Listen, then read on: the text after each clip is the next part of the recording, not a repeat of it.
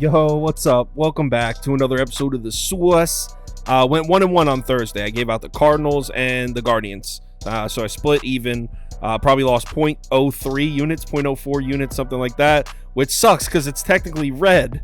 The reason that sucks is it ruins my perfect week. I had a winning Monday, winning Tuesday and Wednesday. I was looking to go for the clean sweep, but a minus 0.04 night ruins it. But let's move on to Friday, 15 games. Friday's the best baseball day of the week, as you hear me say every week. Let's dive into it. Welcome to The Sauce. The Sauce. Sauce. Hey, get the sauce. First up, Tigers on the road in Miami to play the Marlins. We got Reese Olson pitching against Braxton Garrett. Miami opens up as heavy favorites here at home, minus 195. Total opens up at 7.5. Let's take a quick look at the spreadsheet. We got to lean on Detroit here. 3-1 Tigers after 5 innings. Final score 4-3 Tigers. So like I said, Reese Olson's on the mound, and he's got a 5.68 ERA in his 7 starts this season. Not very encouraging, but that 3.55 expected FIP indicates that he's pitched much better than his numbers are showing. You can see it loud and clear if you look specifically at his road starts. He's made 3 starts on the road this year. He's got a 3.75 ERA, 1.08 WHIP, 2.70 FIP. Truly good numbers on the road. That was at Seattle, at Texas, and at White Sox. Not only is this game on the road, but it's also against the Marlins lineup that's going to have 6 right-handed bats in it. Look at Reese Olson's splits against righties this year. You can see 346 WOBA, 147 WHIP against lefties. Those numbers dropped to a 246 and an 085 against righties. So against a Marlins lineup with 6 righties in it, I like the look of that. Some more good news for Reese Olson. The Marlins aren't doing shit against right-handed pitching. In the last 14 days, the Marlins are 28th in WRC plus, dead last in isolated power, 23rd in on-base percentage. So all signs pointing to a nice little spot for Reese Olson here. On the other side, we got Braxton Garrett. And that hot streak he was on, I think we can officially say it's over. You can see the comparison here, the numbers from his last 4 starts in comparison to the previous 9. On his last 4 starts, he's got a 7.85 ERA, a 4.13 WOBA, 147 WHIP, 3.90 expected FIP indicates he's had some bad luck, but still definitely a drop-off in production here. And this game's at home in Miami, where he's really struggled this year. If you take a look at his home-away splits, he's got a 2.65 ERA on the road, but at home in Miami, he's got a 6.06 ERA, 4.82 FIP. He's definitely been better away from home. Now, the good news for Braxton Garrett is he gets the pitch against the Detroit Tigers. And I was talking yesterday about their numbers against right-hand, or that was 2 days ago, their numbers against righties being pretty bad. Well, their numbers against lefties are pretty much just as bad. Since July 1st, they're 22nd in WRC plus, 20th in isolated power, 26th in on-base percentage. Overall, I like the matchup for Reese Olson way better than I like the matchup for Braxton Garrett. And I don't trust the Marlins bullpen at all, so I'm strongly considering betting the Tigers here. The only thing that's holding me up, I can't stand that they're coming off a doubleheader and then immediately had to fly from Detroit to Miami after the game. I hate that. So maybe I'll go Detroit first 5 money line. Maybe Detroit money line. We'll see. I want to see what the line does, but I'll say Detroit or pass for now. Next game, Yankees on the road in Baltimore. This should be an awesome series. Big series for the Yankees, getting Aaron Judge back. We got Garrett Cole on the mound against Grayson Rodriguez. Yankees open up as very slight road favorites here, minus 115. Total opens up at 7.5. Let's take a quick look at the spreadsheet. According to the model, we got to lean on the Yanks here. 4-1 Yankees after 5 innings. Final score 5-3 Yankees. So let's start with Garrett Cole, and he has struggled against the O's recently. In his last 3 starts against Baltimore, he's 0-2 with a 6.16 ERA, 147 WHIP. This Baltimore lineup has gotten to Cole recently, and then we add on the fact that Garrett Cole also has had problems against left-handed bats this year. Not crazy looking splits here, but still 255 WOBA against right-handed bats, jumps up to a 300 against lefties. Home run numbers more than doubled. FIP from a 272 to a 4. The reason I bring that up is Baltimore's going to have 6 left-handed bats in their lineup for this one. Now, some good news for Garrett Cole.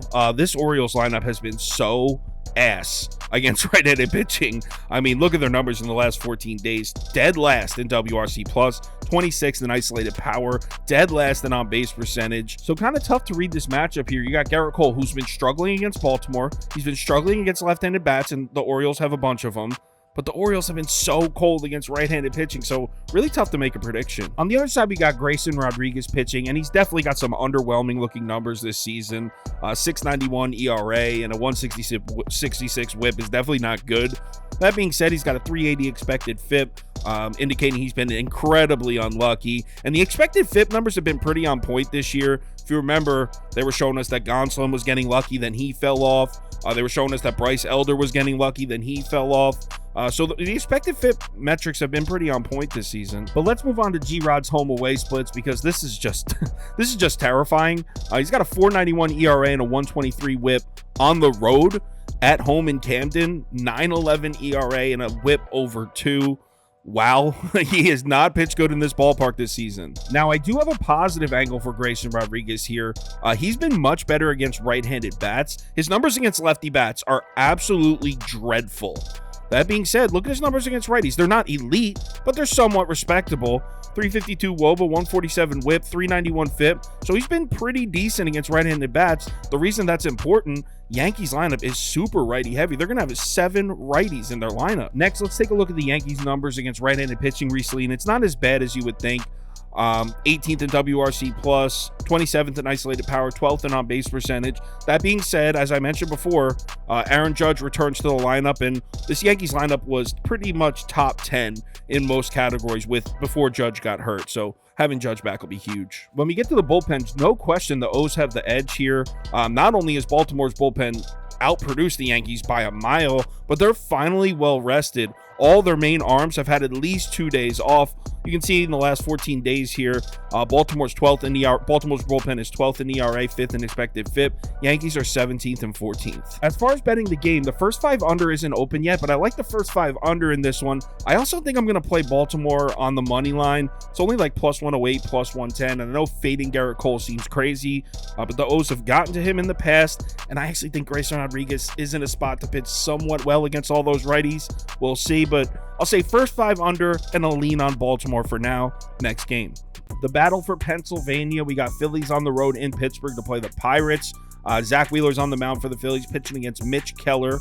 Phillies open up as pretty decent favorites here on the road, minus 165. Total opens up at 8. Let's take a quick look at the spreadsheet, and a very slight lean on the Phillies here. We got 2-1 Phils after 5 innings. Final score 4-3 Phillies. So as I've been saying for the last month and change, the Zach Wheeler on the road trend, we can officially put that to bed.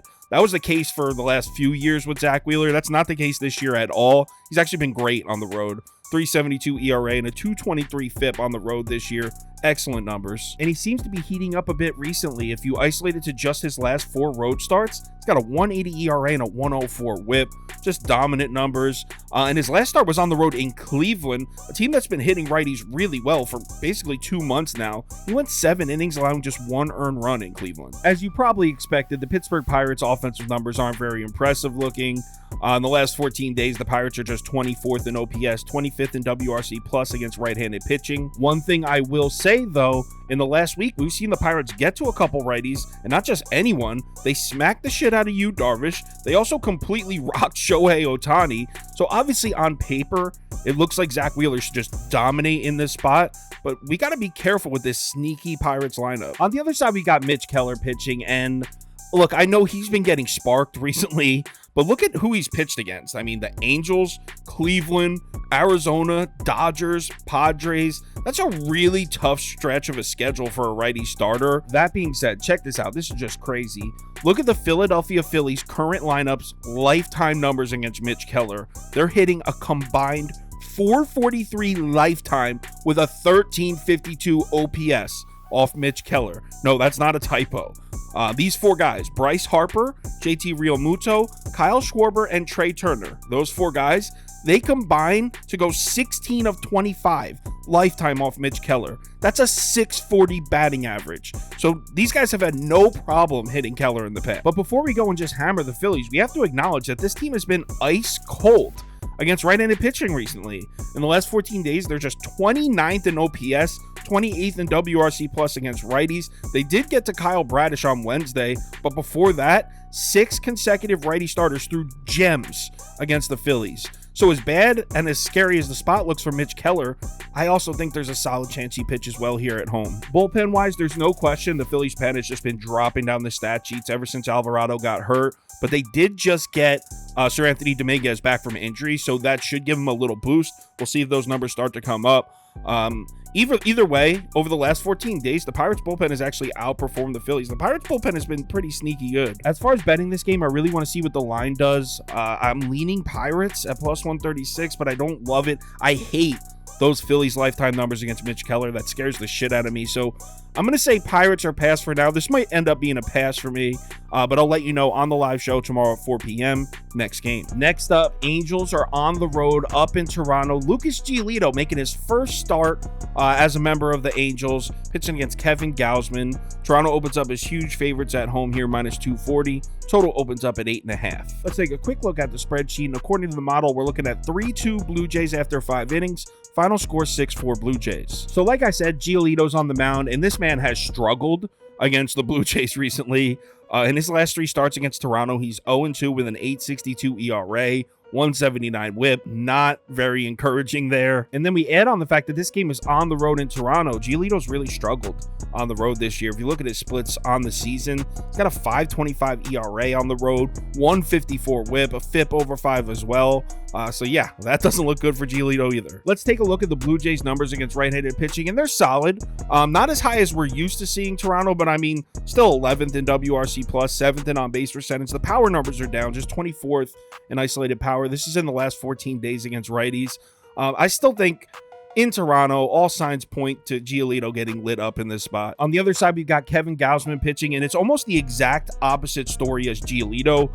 First off, he's got solid numbers against the Angels recently. In Gausman's last 3 starts against LA, he's 2-0 with a 3.10 ERA and a 103 whip. Also, this game's in Toronto. Kevin Gausman's got great looking splits at home this season. He's got a 2.58 ERA, 2.36 expected FIP at home. That's good as hell. Now, there are a couple angles I like for the Angels bats here. First one being Kevin Gausman, slightly weaker against lefties. Now, these aren't extreme splits, but you can see WOBA, whip, and expected FIP all jump when you're looking at his numbers against left-handed bats. Angels are going to have 6 lefties in the lineup for this one. In addition to that, this Angels lineup has been smashing right-handed pitching. Look at the last 14 days. Angels are 8th in WRC+, 7th in isolated power, 6th in on-base percentage, and this isn't new.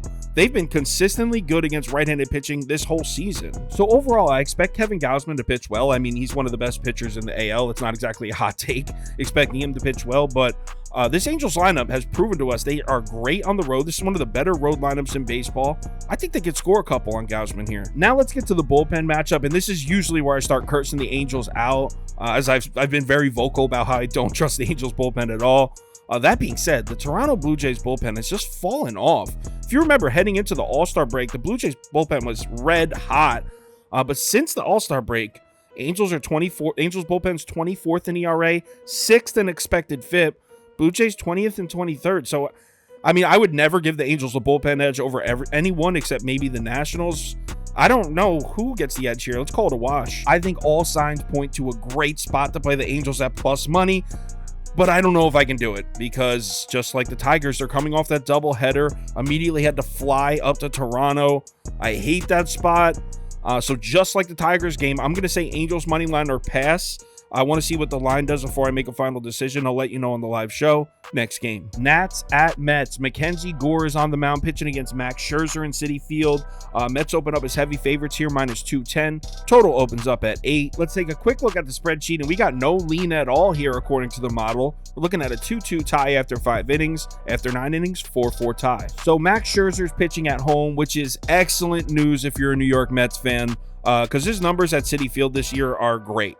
He's got a 2.36 ERA, 0.99 whip at home. Those numbers jump to a 5.16 and a 1.30 on the road. Now, the expected FIP numbers indicates he's had really good luck at home, but still, we're deep into the season. You can't argue with a 2.36 ERA. Max Scherzer did already pitch against his former team, the Nationals, earlier this season. That one was on the road in Washington, and Scherzer was pretty dominant. He went 5 innings, allowing just 1 earned run and 2 hits. Mets won that game 8-2. Now, let's give Washington a little bit of credit. They haven't been terrible against right-handed pitching. On the last 14 days, they're 15th in OPS, 16th in WRC+ against righties, but still, back home at Citi Field, coming off a back-to-back bad road starts for Scherzer. I expect Max to bounce back with a great start here. On the other side, we got Mackenzie Gore pitching, and his last 2 road starts were terrible. Those were at Wrigley Field and at Philly. In those 2 starts, he had an ERA and an even 12, a 189 whip. Some really ugly looking numbers there for Mackenzie Gore in his last 2 road starts. I do have some great news for Mackenzie Gore, though. Look how bad this New York Mets lineup has been against left-handed pitching. I mean, this is terrible. In the last 14 days, the Mets are 26th in OPS, 27th at WRC plus against lefties. They haven't been able to touch left-handed pitching. Some more good news for Mackenzie Gore. He's made 2 career starts against the Mets, both this season, one in April and one back in May. He was dominant in both starts. In those games, he's got an 0.90 ERA, a 188 FIP is crazy. Mets could not touch this kid earlier in the season, so despite his recent struggles on the road, the Mets lineup might be a perfect spot for him to bounce back. Here's where this game gets impossible to predict. Look at these 2 bullpens. I mean, 2 absolutely terrible units. In the last 14 days, the Mets are 23rd in ERA, 29th in expected FIP. Washington, 29th and 26th. I mean, how do you even begin to make a prediction with numbers like that? Which definitely ties our hands a bit in this one.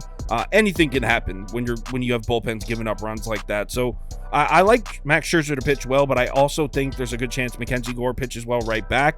So I'm thinking first 5 under. I'm also strongly considering taking a shot with the Washington money line at the big plus price. Want to see what the line does first. I'll let you know on the live show. Next game, Cleveland at Chicago, Guardians versus White Sox. Noah Syndergaard making his debut with the Cleveland Guardians. I think it's going to be Noah Syndergaard pitching against Touki Toussaint. I think.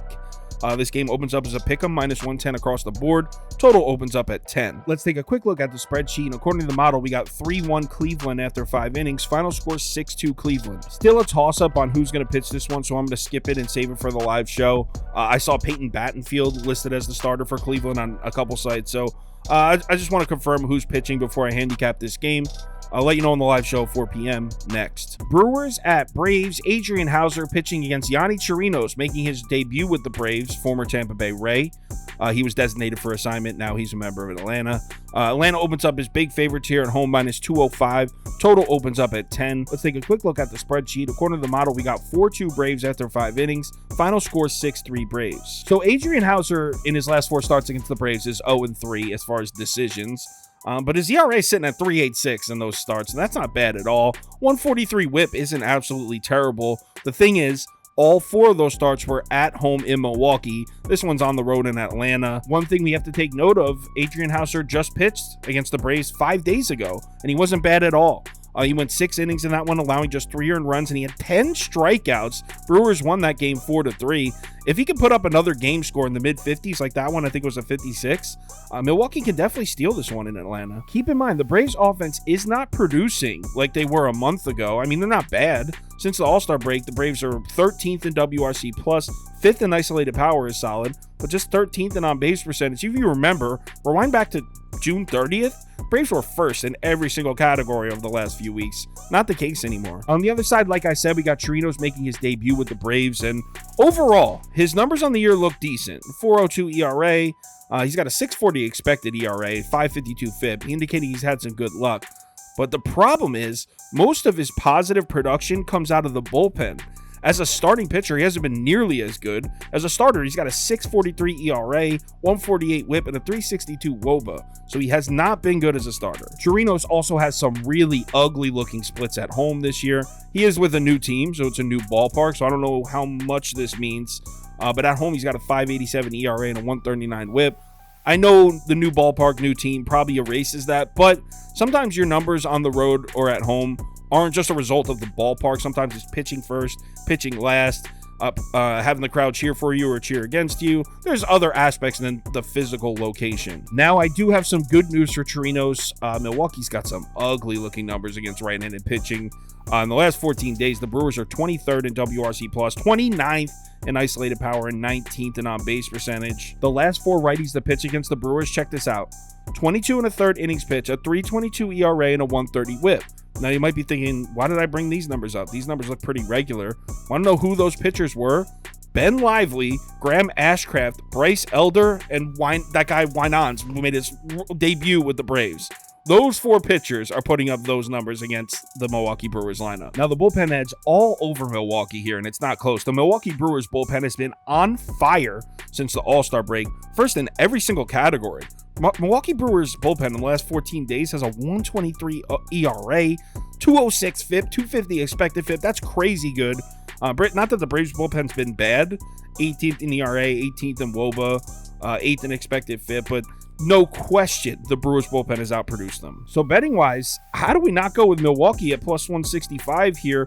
I have a feeling this is going to be a super public dog, but I'm going to say Brewers in this one. I'll let you know for sure in the live show. Let's say Brewers money line for now. Next game, Tampa at Houston, Rays, Astros, Shane McClanahan pitching against Christian Javier.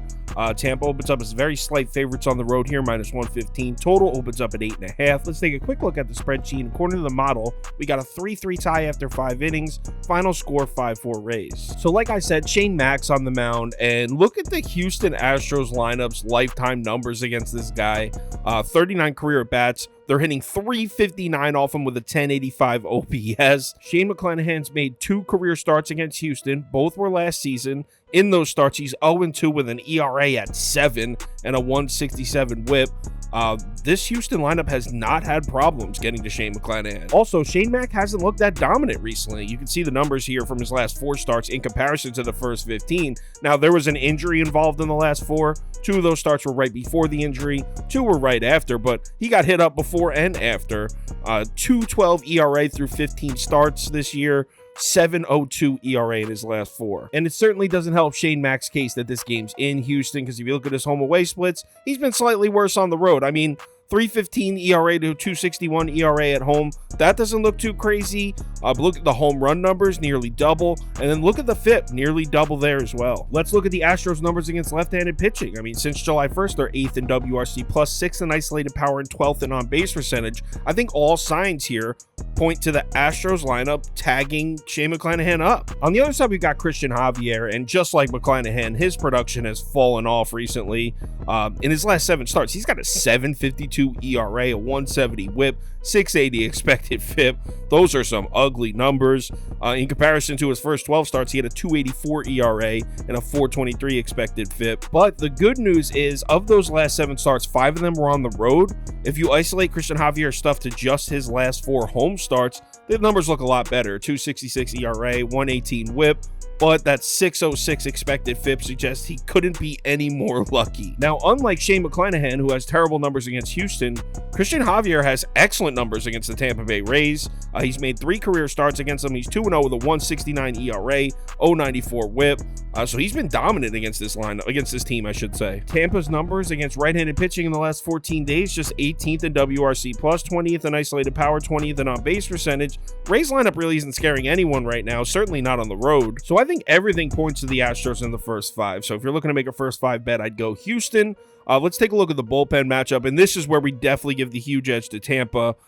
Huge edge on the last 14 days. The Astros bullpen is 26th in ERA, 25th in expected FIP. Tampa's 4th and 4th. Regardless, that bullpen edge is not enough to keep me off Houston here. I would imagine this is going to be pretty public, but I think they get to McClanahan. So I'm going to take the Astros first 5 on the money line. Probably also going to play Houston full game money line as well. Next game, Twins at Royals. Sonny Gray pitching against Brady Singer.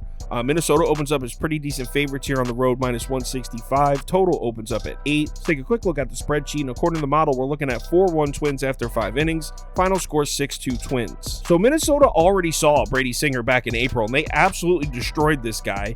Just 2 2/3 innings pitched, 8 earned runs allowed. Twins absolutely rocked Brady Singer.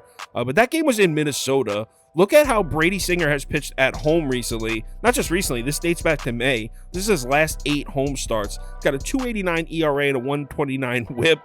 And like I said, that goes back all the way to May. So this isn't a small sample size we're talking about here. I have some really bad news for Brady Singer, though. The Twins' bats have absolutely exploded against right-handed pitching recently. In the last 14 days, the Twins are top 5 in basically every offensive category against righties, 2nd in OPS, 3rd in WRC+. So as much as I'd love to back Brady Singer at home here where he's been pitching well, I'm definitely a bit scared of this Twins lineup. On the other side, we got Sonny Gray, and here's another guy whose production has fallen off a bit.